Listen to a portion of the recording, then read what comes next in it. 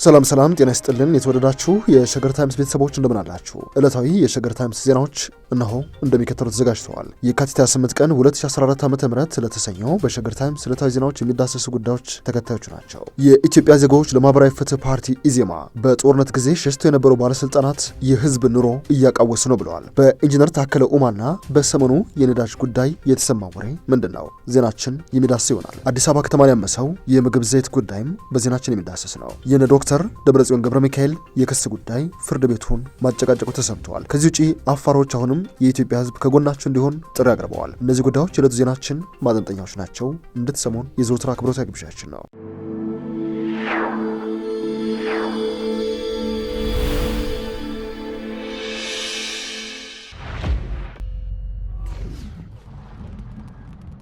ወደ መጀመሪያው ዜናችን እናምራ። የኢትዮጵያ ዜጎች ለማህበራዊ ፍትህ ፓርቲ ኢዜማ በጦርነት ጊዜ ሸሽተው የነበሩ የመንግስት ሹመኞች የህዝቡን ኑሮ እያመሰቃቀሉ ነው ሲል ከሰዋል። ፓርቲው ከጦርነት በኋላ ወደ ተጎዱ አካባቢዎች ልዑካን በመላክ ቅኝት ማድረጉን አስታውቋል። በጦርነት ወቅት የሸሹ የብልጽግና አመራሮች ወደ ክልሉ ተመልሰው ማስተዳደር ከጀመሩ በኋላ ህዝቡን ለከፍተኛ ቀውስ ማጋለጣቸው ሳያንስ እነሱ የድል አጥቢያ አርበኛ ሆነው ሲታገል የነበረውን ህዝብ ከወያኔ ጋር እጅና ጓንት ሆናችሁ ስትሰሩ ነበር በሚል እየፈረጁትና እየወነጀሉት ነው ብሏል። በመግለጫው በተለይ በአማራ ክልል ደሴ፣ ኮምቦልቻና ወልዲያ ከተማዎች በጦርነቱ ወቅት የሸሹ አመራሮች ጦርነቱ ካለቀ በኋላ ተመልሰው ስልጣን መያዛቸው ሳያንስ ለምግብ እርዳታ ስርጭት በህዝቡ የተወከሉ ኮሚቴዎችን ባለስልጣኖቹ በራሳቸው ጊዜ ሸኝተው እርዳታውን በአግባቡ እንዳይደርስ አድርገዋል። ለግል ጥቅማቸውም እየዋሉት ይገኛል ብሏል። ኢዜማ በጦርነቱ ወቅት የሸሹ የብልጽግና አመራሮች ወደ ክልሉ ተመልሰው ማስተዳደር ከጀመሩ በኋላ በርካታ አዳዲስ የታጠቁ ቡድኖችና ሃይማኖት ተኮር ወጣት ሊጎችን የመሳሰሉ አደረጃጀት እየተፈጠሩ እንደሆነ የገለጸው ፓርቲው በአማራ ክልል ህገ ወጥ የጦር መሳሪያና ሽያጭ እንደዚሁም የመሳሪያ ዝውውር የከፋ ደረጃ ላይ ደርሷል ብለዋል።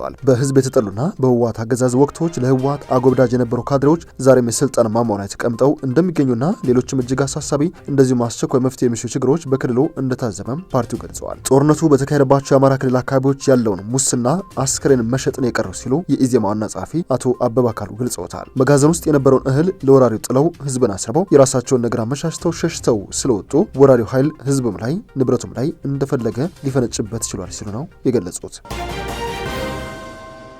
ኢንጂነር ታከለ ኡማና የሰሞኑ የነዳጅ ጉዳይ። ነዳጅ የምድራችን አንገብጋቢ ጉዳይ ሆኗል። ከሩሲያና ከዩክሬን ጦርነት ጋር በተያያዘ የነዳጅ ዋጋ ከ50 በመቶ በላይ ጭማሪ ስለማሳየቱም የሰሞኑ ዓለም አቀፍ መገናኛ ብዙሃን ዘገባዎች ምስክር ናቸው። ኢትዮጵያን የመሰሉ ባህር አልባና በውጭ የነዳጅ ምርት ጥገኛ የሆኑ ሀገራትም በዚህ ጉዳይ ላይ ችግር ውስጥ መግባታቸውም የሚታወቅ ነው። ለዚህም ይመስላል ከሰሞኑ የማዕድን ሚኒስትሩ ታከለ ኡማ ከነዳጅ ጋር በተያያዘ ስማቸው የሚነሳው። በማዕድን ሚኒስትር ኢንጂነር ታከለ ኡማ ስም የተከፈተና ከ5000 በላይ ተከታዮች ያሉት የትዊተር ገጽ የተለያዩ መረጃዎችን ከሰሞኑ ያጋራ ነበር። ከነዚህ መካከል በትላንትናው ዕለት በአፋር ክልል ድፍድፍ ነዳጅ ቁፋሮ መውጣትና ስራ መጀመሩን የነዳጅ ዋጋም ከዛሬ ጀምሮ በከፍተኛ ደረጃ ላይ እንደሚቀንስ ያጋራው መረጃ ይገኝበታል። ይህንን የትዊተር አካውንት በተመለከተ ኢንጂነር ታከለ ኡማ መረጃ የተጠየቁ ሲሆን ዜናው የተሰራጨበት አድራሻ የእርሳቸው እንዳልሆነ አረጋግጠዋል። ሚኒስትሩ ትዊተር አካውንታቸው የተረጋገጠ ወይንም ቬሪፋይድ ነው ሲሉ አስታወቁ ሲሆን የተረጋገጠው የትዊተር አካውንታቸውም ከ480 ሺህ በላይ ተከታዮች ያሉት እንደሆነ እወቁልኝ ብለዋል።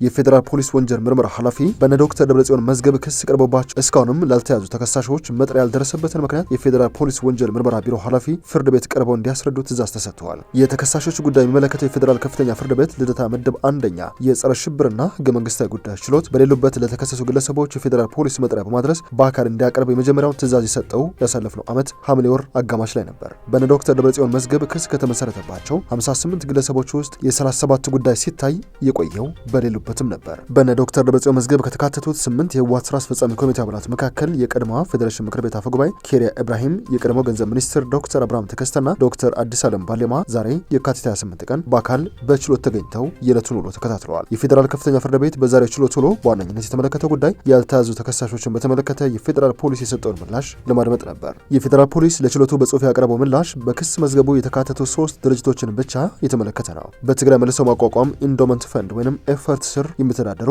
3 ድርጅቶች መስፍን ኢንዱስትሪያል ኢንጂነሪንግ፣ ትራንስ ኢትዮጵያና ሱር ኮንስትራክሽን ኃላፊነቱ የተወሰነ የግል ማህበራት ናቸው። ፖሊስ የድርጅቶችን አድራሻ ማወቅ ስላልቻለ መጥሪያ ለማድረሱ ለፍርድ ቤቱ ባስገባው በአንድ ገጽ የጽሁፍ ምላሽ አስታውቋል። የፌዴራል ፖሊስ በሁለት ተከታታይ ችሎቶች ለተከሳሽ ግለሰቦች መጥሪያ ሰጥቶ እንዲያቀርብ በፍርድ ቤት የተሰጠውን ትዕዛዝ አለመፈጸሙ ችሎቱን አስቆጥቷል። የችሎቱ ዳኛም ግልጽ ትዕዛዝ ነበር የሰጠ ነው ሲሉ የፍርድ ቤት ትዕዛዝ አለመከበሩን ገልጸዋል። ያልተያዙ ተከሳሾች በተመለከተ ፖሊስ ያለው ነገር የለም ያሉት ዳኛዋ ፖሊስ በፍርድ ቤት ትዕዛዝ መሰረት ለተከሳሽ ተከሳሾች መጥሪያ አድርሶ ችሎት ፊት ያላቀረበበትን ምክንያት የፌዴራል ፖሊስ ወንጀል ምርመራ ቢሮ ኃላፊ በቀጣይ ቀጠሮ ችሎት ፊት ቀርበው እንዲያስረዱ ትዕዛዝ ሰጥተዋል። በዛሬው ችሎት 4 ተከሳሾች በጠበቃቸው አማካኝነት በጽሁፍ አቤቱታ ቢያቀርቡም ችሎቱ ይህንን ጉዳይ በመጪው ሐሙስ መጋቢት 1 ቀን ለማስተናገድ ተለዋጭ ቀጠሮ በመስጠት የዕለቱን ውሎ አጠናቋል። እንደ ኢትዮጵያን ኢንሳይደር ዘገባ አፋሮች የኢትዮጵያ ህዝብ አሁንም ከጎናቸው እንዲሆን ጥሪ አቅርበዋል። በህወሓት ጥቃት ሳቢያ በርካታ ህዝብ ተፈናቅሎ በአስቸጋሪ ሁኔታ ውስጥ የሚገኝ በመሆኑ መላው ኢትዮጵያ ህዝብ ከአፋር ህዝብ ጎን እንዲቆምም የክልሉ አፈጉባኤ ጠይቀዋል። በዚህ ሰዓት በአፋር ክልል ኪልቤ ትሮስ ዞን ከ300 ሺህ በላይ ዜጎች ከቤት ንብረታቸው ተፈናቅለው በጊዜያዊ መጠለያዎች እንደሚገኙም ተገልጸዋል። አሸባሪ ያሉት ህወሓት ዘመናት የተሻገረውን የአፋርና ትግራይ ህዝብን ጉርብትና እንደዚሁም የጠነከረ መስተጋበር በማይመጥን መልኩ በአፋር ህዝብ ላይ ያወጀውን ጦርነት የትግራይ ህዝብ ሊያወግዘው እንደሚገባም የክልሉ ምክር ቤት አፈጉባኤ ወይዘሮ አሲያ ከማል ገልጸዋል። አፈጉባኤዋ የትግራይና አፋር ህዝብ ለዘመናት የዘለቀ ጥብቅ መስተጋብር ያለው ነው ይላሉ። ነገር ግን የሽብር ቡድኑ ለራሱ ስልጣን ሲል ሁለቱን ህዝቦች ደም ለማቀባት ተደጋጋሚ ሙከራዎችን እያደረገ መሆኑን ይናገራሉ። ከዚህ ቀደም የአፋር ህዝብ የእርዳታ እህል ለትግራይ ህዝብ እንዲደርስ ሲያግዝ መቆየቱን ወይዘሮ አሲያ አስታውሰዋል። ይሁንና በዚህ ሰዓት የሽብር ቡድኑ የእርዳታ መተላለፊያዎችን በመያዝ እርዳታ እንዲያልፍ ማድረጉን የተናገሩት ወይዘሮ አሲያ ይህንንም ድርጊት የትግራይ ህዝብ ሊያወግዘው ይገባል ነው ያሉት። በዚህ ሰዓት ወራሪውን ሸሽተው በአስቸጋሪ የአየር ጸባይ በጊዜያዊ መጠለያ የሚገኙ በርካታ ተፈናቃዮች ሰብአዊ ድጋፍ የሚሹ በመሆናቸው ሁሉም ኢትዮጵያዊ የበኩሉን እንዲወጣ አፈጉባኤዋ ጥሪ አቅርበዋል። በመጨረሻም ከሰሞኑ በአዲስ አበባ በቀልድም በቁጣም የታጀበው የዘይት ዋጋ መናርና የተደበቁ የዘይት ምርቶችን በተመለከተ የአዲስ አበባ ከተማ አስተዳደር በኮሚቴ የሚመራ ግብረ ኃይል አቋቁሟል ብለዋል። ኮሚቴው ከተቋቋመ በኋላም ያለ አግባብ በመጋዘን ውስጥ ተከማችተው የሚገኙ ዘይቶች እየተገኙ ነው ብለዋል። ዛሬ ለአብነት ያክል በጉለሌ ክፍለ ከተማ 4 መጋዘን አላግባብ የተከማቸ የምግብ ዘይት በተቋቋመው ግብረ ኃይል በቁጥጥር ስር ስለማዋሉ አስታውቀዋል። የአዲስ አበባ ከተማ አስተዳደር በከተማ የኑሮ ውድነት ለማረጋጋት እየሰራቸው ካሉ በርካታ ሌሎች ስራዎች በተጨማሪ ህገወጥ እንቅስቃሴዎችን ለመቆጣጠር የተቋቋመው ግብረ ኃይል በየአካባቢው ሰፊ እንቅስቃሴዎችን እያደረገ ነው ብለዋል። አሁንም ቢሆን ቁጥጥሩ ተጠናክሮ የሚቀጥል መሆኑን የከተማ አስተዳደሩ አስታውቀው ነዋሪዎች እንደተለመደው ጥቆማዎችን በማቅረብ የጋራ ርብርብ እንዲያደርጉም ጥሪ አቅርበዋል። ውድ የሸገር ታይምስ ቤተሰቦች ዕለታዊ ዜናችን ያደመጣችሁን ይመስላል። ስለሰማችሁን አመሰግናለሁ።